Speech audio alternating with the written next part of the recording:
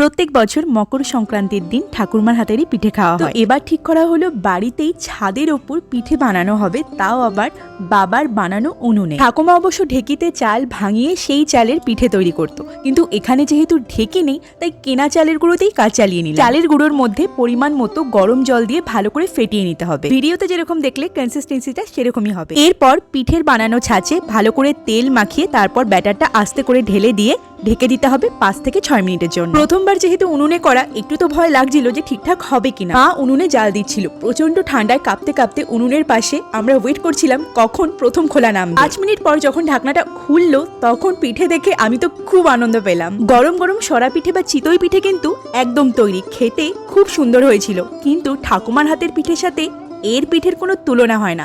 ঠাকুমার হাতের স্বাদই আলাদা। ছোলা গুড় দিয়ে এই চিতই পিঠে কিন্তু দারুণ লাগে। আজকের ভিডিওটা ভালো লাগলে অবশ্যই একটা লাইক করে দিও, চ্যানেলটাকে সাবস্ক্রাইব করে দিও।